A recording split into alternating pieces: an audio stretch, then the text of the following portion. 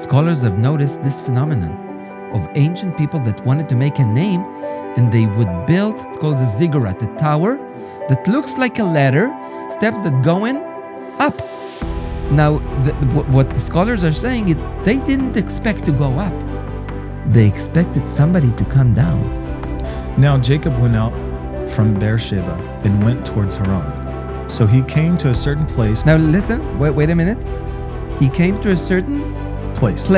Now this is amazing because place, that name makom, place in Hebrew makom, the rabbis said kom is the name of God. If they don't want to use the word of the name of God in vain, they would say HaMakom, the place. He dreams, and behold, now remember the Tower of Babylon, the ziggurat. How does the ziggurat look? Like a stairway to heaven? Yeah. What does Jacob see in his dream? And behold, a ladder was set up on the earth, and its top reached to heaven. And there the angels of God were ascending and descending on it. Jump to John chapter 1. And he said to him, Most assuredly I say to you, hereafter you shall see heaven open, and the angels of God ascending and descending upon the Son of Man. The ladder, this ladder is not a place. It's a person. Somebody. Yeah, it's not somewhere. It's somebody. It's a person. It's like God is divinely inspiring them, even in the midst of their rebellion. They're still proclaiming so close Him. and yet so far, right? And yet so far away. You're listening to Pod for Israel. For more information, go to oneforisrael.org. I want to welcome you to another episode of Pod for Israel, and we have with us again Dr. Golan Broshi. We're going to be digging further into the Messiah and the Torah, which there's a lot to talk about, right, Golan? A lot to see of the Messiah. It's not a new concept that came 2,000 years ago, but since the beginning of time, the Messiah has been prophesied. God planned this out, and we're going to see Him in the Torah in places that you might not have seen before. So let's jump right into it. Yeah, with God's grace. So on the last chapter we did in the Messiah and the Torah, we focused on the first chapters of Genesis. Now, of course, we have to remember we are talking about the book of Moses, the Torah, the book of Moses. So there was no Genesis, there were no chapters, but it was the beginning of the book of Moses, the beginning of Genesis, the first chapters with Cain and Abel. Now, when Adam and Eve sinned, Eve got a promise for a promised seed, a seed that would come through a woman and would bring rest, restoration, peace, salvation to the world. And from there on, there was, you can say, a quest for the seed, for the promised seed. And I think even when Cain was born, Eve might have thought, wow, that maybe that's the promise. Maybe this is who God promised that would deliver us from Satan, that would that smash his head. Maybe this is it. And it wasn't Cain. And it wasn't even Abel, although he was a prototype of the Messiah. And it wasn't Seth, although it came through the lineage of Seth. But it wasn't it. But from there on, when God chose Abel instead of Cain, when He then chose Seth, we have a pattern throughout Genesis of God choosing because He wants to bring forth this promised seed. Right. So we see people are born, and God is picking one of them. Mm-hmm.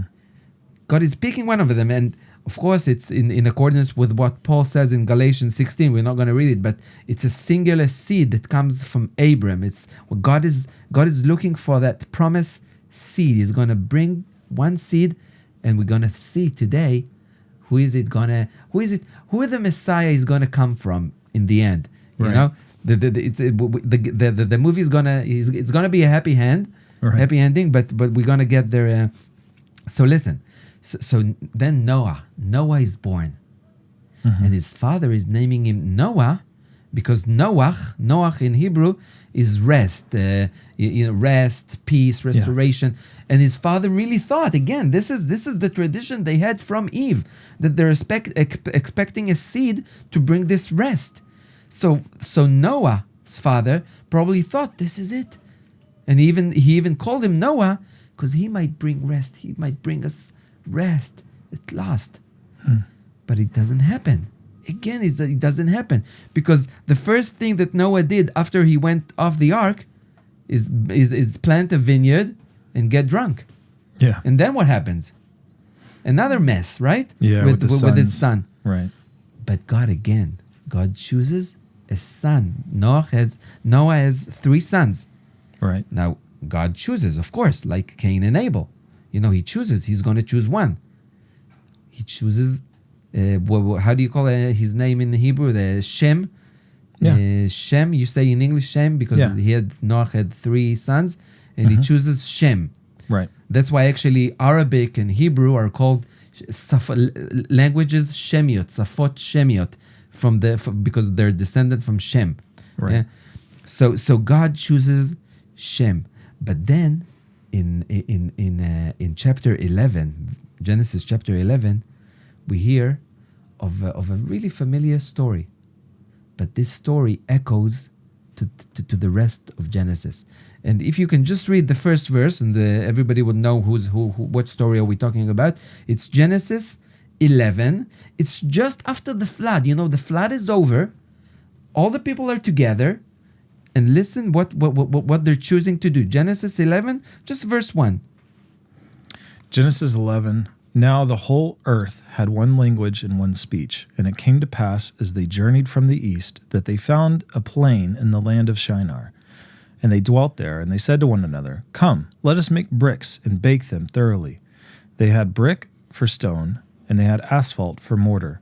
And they said, Come, let us build ourselves a city, and a tower whose top is in the heavens. Let us make a name for ourselves, lest we be scattered abroad. Let us make a name to ourselves. So now here's the question. Remember, this is after the flood. Right. Now there in the valley, it says I think in verse 1 that they went east. Does it say in verse 1 or 2? Yeah. And they found what's the word in a plain. A plain in Hebrew. A plain is not a mountain, right? Right. What is a plain? It's a valley. It's like a valley. Now what's the danger? Listen, this is just after the flood. What's the danger in their mind? If it's gonna rain, what's gonna happen on the plain? Yeah, it's gonna be drown. Yeah, of course. So if you want to build, what are you gonna do? You're gonna build a tower. You're gonna build up, right? Yeah. You're not gonna spread. Yeah. Well, why spread? If you're not spreading horizontally, you say. Yeah. You're spreading. You want to go up. Right. But they're saying we're gonna build a tower and make ourselves a name. A name. Now, this is incredible because in the ancient world. Scholars have noticed this phenomenon of ancient people that wanted to make a name, and they would build the scholars would call it ziggurat. It's called a ziggurat, a tower that looks like a ladder. It looks like it's steps. It's a tower that looks like a steps that going up. Right. Now, what the scholars are saying is they didn't expect to go up. They expected somebody to come down from the steps. They expected somebody to go down, the gods. Right. They expected God to come down. And if you read the next verse, is it 6 or 5? What happens after they build this tower? But the Lord came down to see this. Wait a minute. They build the tower, this tower that the scholars are calling, they found a lot of towers like this in the ancient ziggurat. It's called ziggurat. Yeah, this even tower. South America, all over the place, yeah. And God is coming down. So from now in the it works, right? This is what they wanted, right? Yeah. This is what the God is coming down. Not sure if they saw him, but we'll see. But the Lord came down to see the city and the tower which the sons of men had built. And the Lord said, Indeed, the people are one, and they all have one language. But listen, wait. Now stop it. Yeah. Listen, I just want to make it. The tower wasn't, the purpose of the tower is not to live, because they built the city and the tower, right? So it's not like a skyscraper that people live in. Apartments. It's a tower that it's like a stairs, like a ladder that goes up. Mm-hmm. Yeah, that goes up to the skies, to the heavens, and they expect God to come down, and that's what He does. But to do it in their own flesh. Exactly. Wait. Until now, everything goes according to the plan, right? Yeah. They expected God to come down, and He comes down, right? Yeah. And then what happens? So the Lord said, Indeed, the people are one, and they have one language, and this is what they begin to do. Now nothing they propose to do will be withheld from them. Come, let us go down there and confuse their language, that they may not understand one another's speech. So the Lord scattered them abroad from there over the face of all the earth, and they ceased building the city. Therefore its name is called Babel, because the Lord confused the language of all the earth. And from there the Lord scattered them abroad over the face of the earth. So it seems like everything is going according to the plan. God is coming down, but he doesn't like what he sees. Yeah, it's their plan. Because what was God's plan? God said, fill the earth and subdue it. Yeah. And they said, let's come together and... Yeah. And they wanted their name. They wanted a good reputation. They wanted to make a name. But it wasn't according to God's plan. So he comes and he destroys it. Well, but listen, it was about their name, not God's name. Exactly. I mean, how many times even as believers, are we searching out for our own name? Or are we looking to build God's name? Now, how did God call this city? Babel. Now, remember Babel. Remember the letter going up. And just remember it, and we'll go forward with the podcast. But remember this: we're gonna return to this. So remember, God is choosing a seed. He's choosing from people. So right. Abram has two brothers. God chooses Abram. Now Abram has two sons. Initially, God chooses Isaac. Again, we're looking for that person that would bring the seed. That from this seed the Messiah would come. So God chooses Isaac. Now Isaac has two sons, actually twins, and God chooses one. Who does he choose? The younger, actually. The younger, Jacob. God chooses Jacob. And then something really interesting happens in Genesis 28. And you can start reading from verse 10. Yeah. Now Jacob went out from Beersheba and went towards Haran. So he came to a certain place and stayed there all night. Wait a minute. He came to a certain, what does it say? Place. Now, this is amazing because place, that name, Makom, place in Hebrew, Makom, the rabbis say every time you see HaMakom, Makom is the name of God. In their mind, Makom, if they don't want to use the word of the name of God in vain, they would say HaMakom, the place. And the rabbis would know everybody means God. So he's Why would hitting, they use that? Now it says Vayifga b'makom. He hit the place. He hit this place, Jacob. And they say Vayifga b'makom. He encountered God. Now wait a minute. Let's see why what do the rabbis mean? So he comes to this place, and what happens next? He stayed there all night because the sun had set. And he took one of the stones of that place and put it at his head, and he laid down in that place to sleep. Then he dreamed, and behold. He dreams, and behold. Now remember the Tower of Babylon, the ziggurat. How does the ziggurat look? Like a stairway to heaven? Yeah. What does Jacob see in his dream? And behold, a ladder was set up on the earth, and its top reached to heaven. And there the angels of God were ascending and descending on it. So, in contrast to what the people did in the Tower of Babylon, Jacob doesn't build anything, but he dreams. God shows him this ladder, the ladder that goes up, and then you can keep reading. He wakes up, and what happens? So the angels of God were ascending and descending on it, and behold, the Lord stood above it and said, "I am the Lord God of Abraham, your father, and the God of Isaac. The land on which you lie I will give to you and your descendants. Also, your descendants shall be as the dust of the earth. You shall spread abroad to the west, the east, the north, and the south. And in you and in your seed all the families of the earth shall be blessed." And this is exactly what God told Abram. By your seed, Jacob, by your seed. So we know it's not Jacob. It's going to be a seed that would come from Jacob. But all the families of the earth would be blessed by his seed. Now, skip a little bit when he wakes up. When Jacob wakes up, what happens? Then Jacob awoke from his sleep and said, "Surely the Lord is in this place, and I did not know it." And he was afraid and said, "How awesome is this place!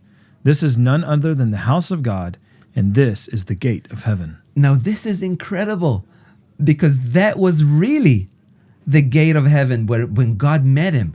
Now, the gate of heaven is a really important phrase. Why?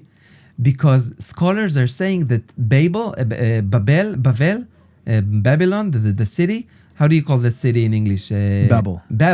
Babel in Akkadian, in the language of Akkadian, ancient Hebrew, the meaning of Bavel is the gate of heaven.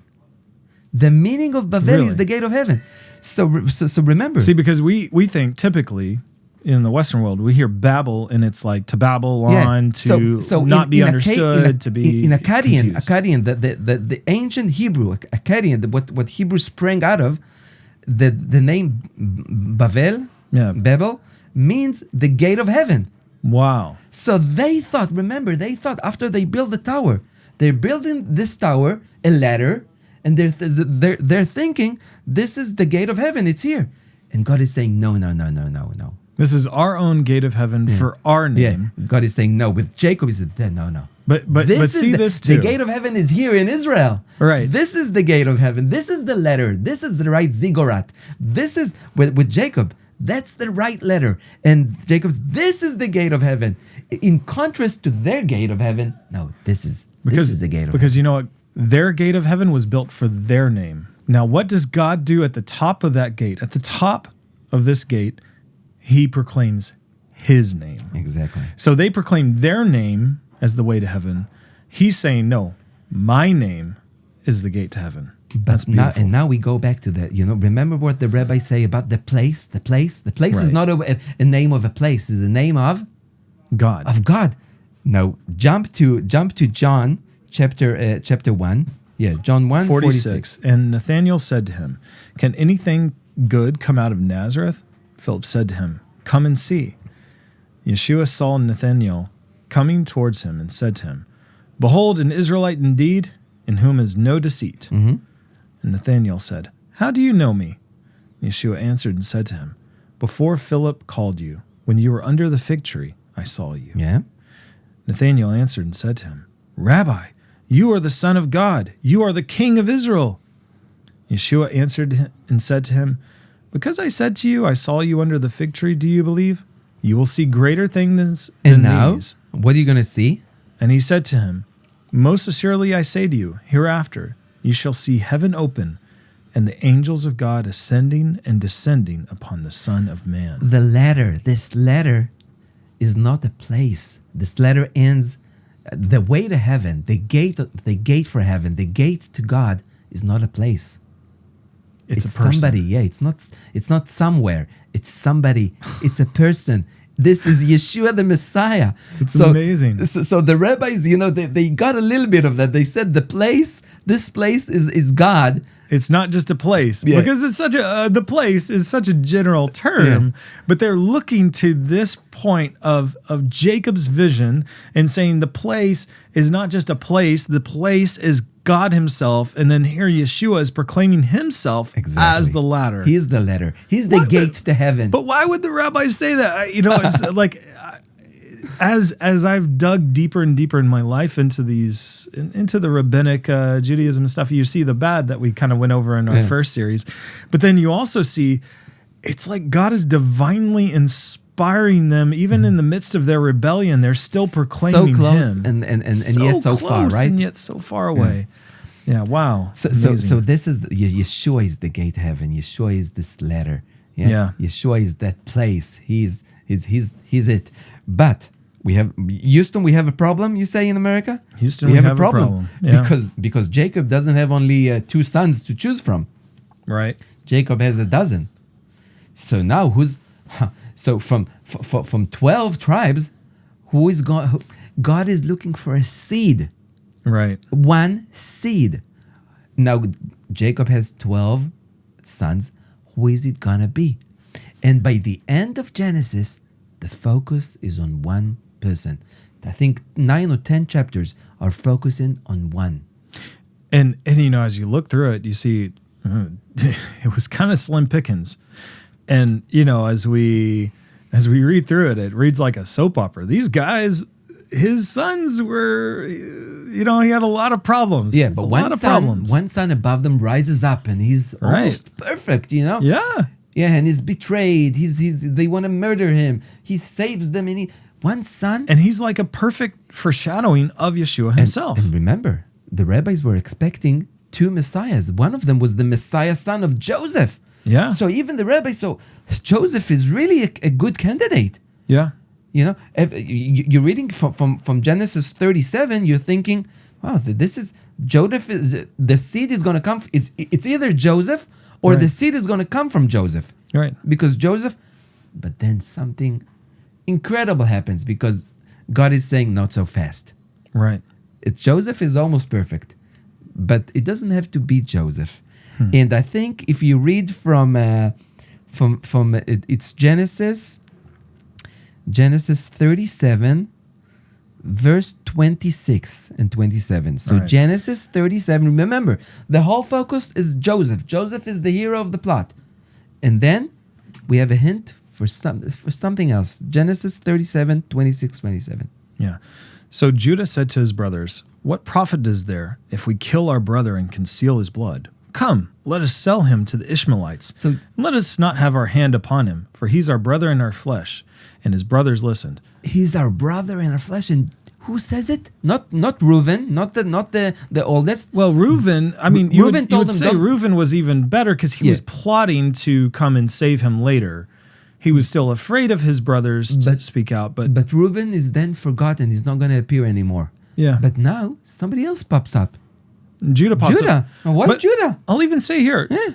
it wasn't purely altruistic here. I mean, Judah's whole thing was still pretty nefarious. He was still a knucklehead. He was But still but Moses- wicked in what he was saying to But do. Moses is telling us, you're thinking about Joseph. The seed is going to come from Joseph, Messiah, son of Joseph. Wait a minute. Judah. Something peculiar about Judah. His name is appearing. Okay, first time. But it doesn't end. Because what happens in the beginning of 38, chapter 38, Genesis 38, we hear there's somebody is cutting off the story of Joseph to tell us what? So it says in 38:29. No, just chapter 38, 1. 38:1. Okay. And it came to pass at that time that Judah departed from his brothers and visited a certain So wait a minute. Adulamite whose So- name was Hira. Yeah, so wait. So we're talking about Joseph because can you read the last verse of chapter 37? The last verse. I think it's 36. Okay. Genesis 37. So it says, "Now the Midianites had sold him in Egypt to Potiphar, an officer of Pharaoh and a captain." Yeah. No, of the guard. we want to keep reading what's going on with Joseph, right? Yeah. And all of a sudden, It goes back to again. Going back to Judah. What's the focus about Judah? What's so interesting about Judah? What you're gonna give us? You're gonna give us a whole chapter about Judah now? We want to hear what happens to Joseph. And let's just say this chapter 38 is pretty Pretty scandalous. intense, pretty intense. scandalous. I mean, this is But soap it- opera stuff right Yeah, here. but let's just skip to the end of chapter 38 and see what happens because Judah is sleeping with Tamar, Yeah. and she has twins. Well, I mean, before that, he has some sons of some women who are, questionable and so forth. And then he does questionable things and he gives an oath. He doesn't fulfill his oath. We go through, kind of just to summarize, there's a lot of dirty done here. A lot of bad stuff. But in the end, Tamar is delivering babies. Now, what happens from verse 27? I think it's 27. So, from 27, now it came to pass at the time for giving birth that behold, twins were in her womb. Now, listen, wait a minute. Again, we have a problem because there's twins. But if we want the Messiah now, the seed to come from Judah, we have to choose one. But again, We have a choice. We have twins. So, again, God has to choose again. So keep reading. We have twins. What happens? And so it was when she was giving birth that one put out his hand, and the midwife took a scarlet thread and bound it on his hand, saying, "This one came out first." Then it happened, as he drew back his hand, that his brother came out unexpectedly. And she said, "How did you break through? This breach be upon you." Therefore his name was called Perez. Peretz. Now, breakthrough. This break. She said, "How did you break through?" Is in Hebrew Peretz. Paratz, Peretz. So that's why they call him Peretz. Peretz is to break. Paratz is to break through. Paratz, to break through, to go forth. Yeah, and that's why they was naming him Peretz. And God chooses him, this son Peretz, not his brother. How did she name his brother? Afterwards, his brother came out who had the scarlet thread on his hand, and his name was called Zerah. So God doesn't choose. In the end of the story, we see, in the end of the Bible, we see God doesn't choose Zerach. He chooses the Messiah to come from Peretz. Right. So Judah has two sons. God chooses one Peretz, and we'll see why in a minute. But now the story, all of a sudden, we have another shift because the story ends.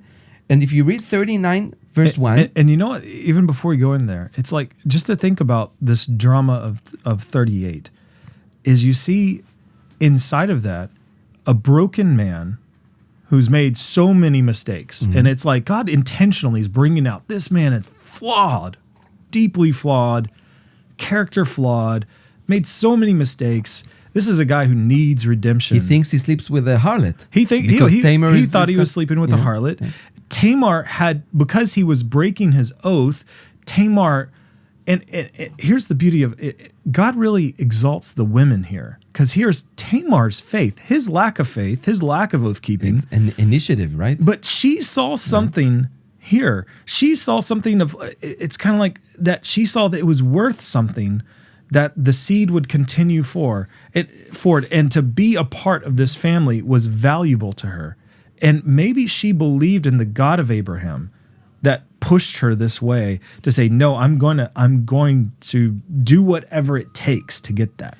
But the story of Judah and Tamar is breaking off. Right. It's over. And then 39, we're going back. Read just verse 1, 39:1. Now Joseph had been taken down to Egypt. So we're coming back to Joseph. Yeah. We're quitting Judah. Judah is laid aside.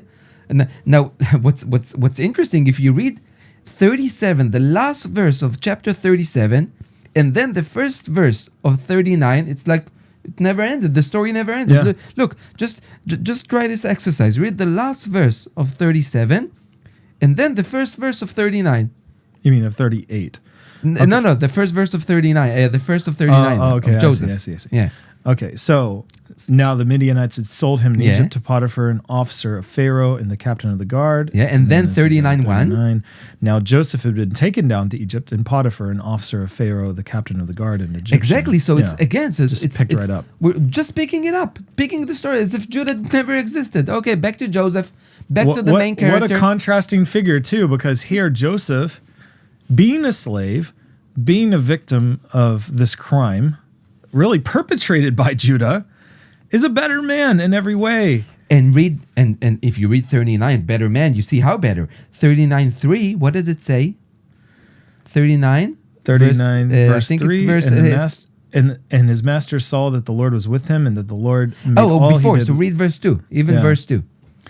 The Lord was with Joseph, and he was a successful man, and he was in the house of his master, the Egyptian. The Lord was, it never says this about Judah.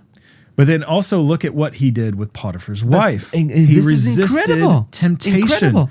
Here Judah's jumping into temptation, causing trouble. Now, here he's resisting temptation. So if the reader is having a rivalry in his mind, who is it going to be? A Messiah son of Joseph or Messiah son of Judah, of David? Who is it going to be? It's an easy pick. It's an easy pick. It's gotta be Joseph. Yeah. But Moses is saying, not so fast. Right. Wait a minute. Judah is not through yet. Because if we now skip to 43, Genesis 43. Again, this is the story of Joseph, but Genesis 43, verse 3. Just read 3. All right. But Judah spoke to him, saying, "The man solemnly warned us, saying, 'You shall not see my face unless your brother is with you.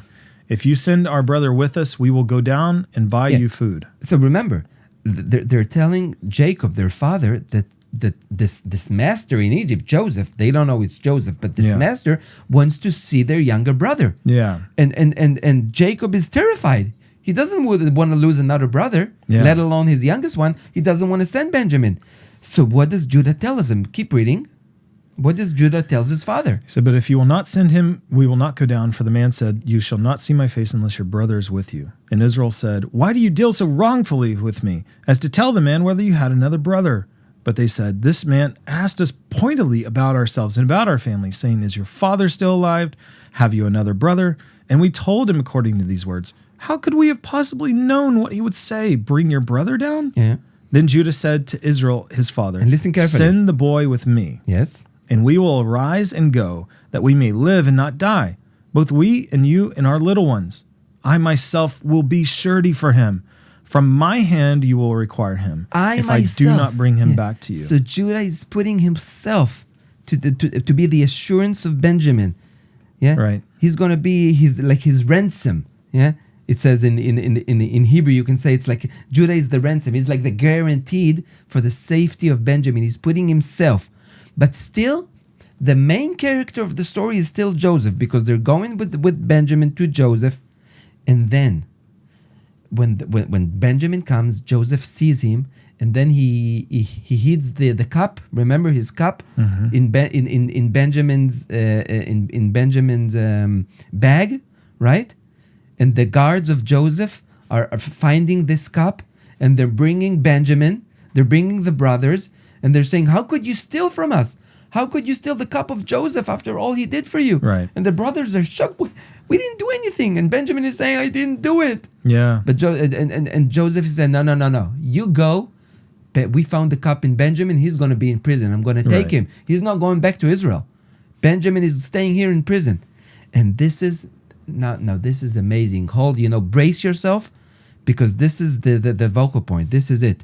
In Genesis 44:16.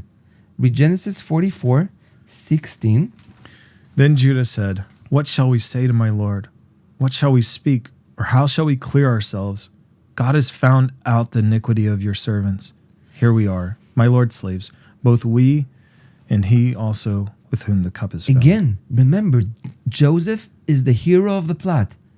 Yeah, he's the main figure. But again, Judah seems to pop up, to break through, like Judah's name, Judah's son name, Peretz. Remember Peretz breaking through. It's like Judah is always breaking through in this plot. What's going on with Judah? You can see here he's a broken man. And then the main thing. Listen, remember that God is looking to bring forth a seed by which the Messiah comes, and there's a competition: Messiah, son of Joseph, or Messiah, son of Judah, son of David. Who is he going to be, Joseph or Judah? And then Judah is telling. You can read verse Joseph 19. Said, but he said, far be it from me that I should do so. The man in whose hand the cup was found, he shall be my slave, and you shall go in peace to your father. And then verse 18. Then Judah came near to him and said, O my Lord, please let your servant speak a word in my Lord's hearing, and do not let your anger burn against your servant, for you are even like Pharaoh. My Lord asked his servants, saying, have you a father or brother? And we said... And you can skip because he's giving a speech, but the end of the speech, this is what we want. Is it verse 30, 31, even 32? Okay. For your servant became surety for the lad to my father, saying, if I do not bring him back to you, then I shall bear the blame before my father forever. And now, what is Judah saying now? Now, therefore, please let your servant remain instead of the lad as a slave to my Lord, and let the lad go up with his brothers. For how shall I go up to my father if the lad is not with me? So Judah, in Lest other perhaps words... I see the evil that would come upon my so father. in other words, Judah says to Joseph, take me. Let the kid go. Let the kid go. Take me instead. Yeah. And when Joseph when Joseph hears this, he could restrain himself no more. He cried like a baby. Yeah. He cries like a baby because he sees Judah repented. Yeah. His brothers repented. But not only that, this was the breaking point, because this is exactly what God is looking for. Somebody that is willing to give his life for his brother. What did Yeshua say? What's the greatest love of all? That one would lay down his life for his friend. So when Joseph hears this, it's like this game over. Joseph, God, give it to Judah. Gives the Messiah son of Judah. This is I can't compete with that. I might be perfect. Joseph I'm paraphrasing. I might be perfect, but what Judah did here, this is the spirit of the Messiah. Yeah. Take him.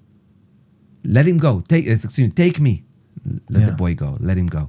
Yeah. This is what the Messiah did to us. Right. Because he's saying, how can I go to my father without him? How can I go back to my father? You can imagine Yeshua is saying that. How can I go back to my father without saving them? Leaving them hostage? It's like saying, take me. Let them go. And when we read that, we know now. We know. We thought it was Joseph. We thought it's going to be Messiah, son of Joseph. But I'm sorry. And then in Genesis 49, and this is the end. This is when Jacob is going to bless. He's going to bless the brothers. And now the tension is in his highest. Who is going to get the blessing for the Messiah? Which brother the Messiah is going to come forth? And when he reaches Judah, when Jacob is going to bless Judah, we hear in verse 9.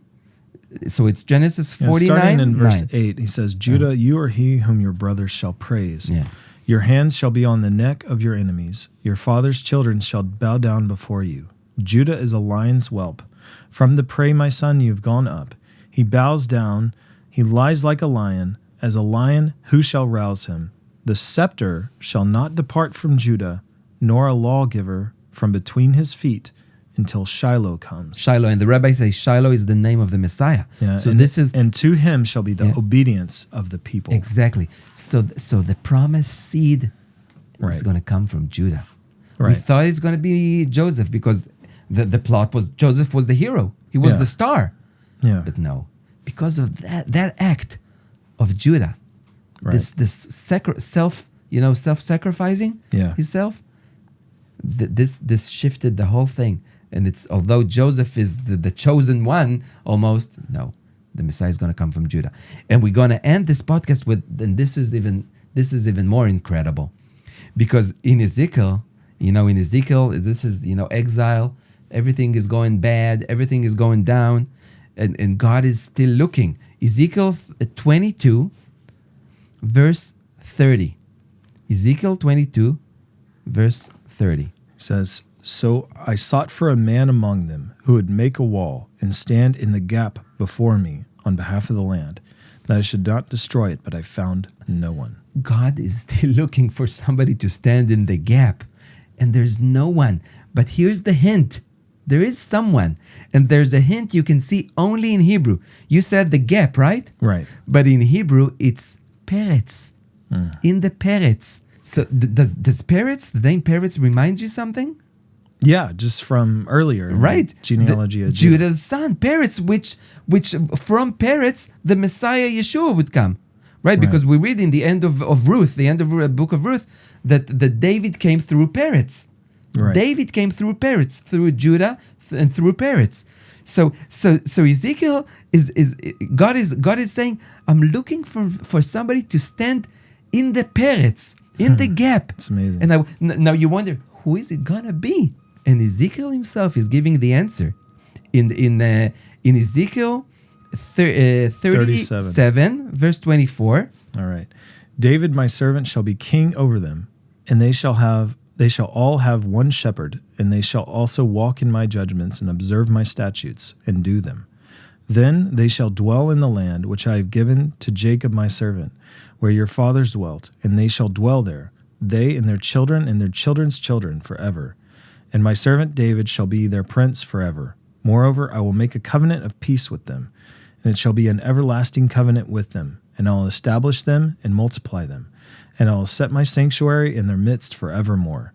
My tabernacle also shall be with them. Indeed, I will be their God, and they shall be my people. The nations also will know that I, the Lord, sanctify Israel, when my sanctuary is in their midst forevermore. So listen, God is looking for somebody to stand in the gap, in the Peretz, for somebody to stand on behalf of the people, like Judah. Remember, like Judah was standing on behalf of Benjamin. God is looking for somebody to stand in the Peretz, in the breakthrough, in the gap. And this man is going to be a descendant of Peretz. Is going to be the Messiah, Yeshua. Now, what's interesting, remember, the rabbis were thinking, is it the Messiah son of Joseph, the Messiah son of David, maybe both? What's interesting is that Yeshua himself is both the Messiah son of Joseph, because what was the Yeshua's adopted father name? What was the name of the father of Yeshua? Joseph. So Yeshua was called. He's even called in the New Testament the son. This is the son of Joseph. Yeah. So Yeshua is both the son of Joseph and the son of David. beautiful. It's not two Messiahs. It's two comings. Exactly. It's one Messiah. Messiah, son of Joseph, and Messiah, son of David are the same one.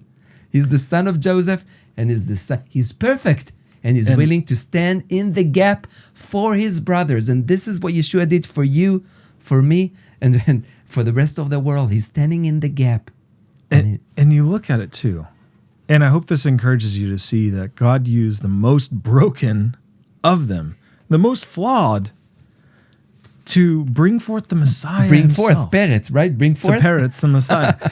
Because you look at Judah's story, and God intentionally didn't whitewash his character, because it's good for us to see that he struggled, he failed, but then he was redeemed. And there's redemption for all of us if we would come to him in repentance. So just saying, remember, so that the Messiah, son of Joseph and son of David, he's the gate to heaven. He's the man who stands in the gap. He's the mediator between us and between God. He's the only letter. Is the only way to heaven. And as I think about this too, and I think about Babel and them making a name for them, let us make a name for ourselves, but there's only to one get name. To heaven. Remember, there's only one name. And the contrast of our name to get to heaven, and here God proclaiming his name at that ladder, at the place being God. And in Acts, Peter told him there's no other name. There's no only other one name. And you even think about, as we read through Paul's epistle, and as he talks about all his qualifications, all the good things that he had done, and then it's like rubbish, it's trash compared to Yeshua. And then you have as well Joseph contrasted with Judah. And no man can boast. Joseph, it's like he lived such a good life. And I hope I can live a life like Joseph, of resistant to sin and integrity. But at the same time, God intentionally chose the broken things, the broken people, to bring forth the Messiah. And I think if we look at it today, he even chooses us broken vessels today to bring his Messiah to those around the world. The gospel. I'm broken. I don't know about you. I'm deeply flawed. And it's amazing. We proclaim his name first. His name is the only name that matters. And to make his name famous above all. Amen. So pray that you're encouraged, that you would just be encouraged of God's redemption. And if you've fallen, if you've failed, if you ever think, man, I just can't make it, look at the patriarchs and look at how God brought redemption through them. Amen. And may that encourage you and give you faith today to make his name famous in Yeshua's name. Amen.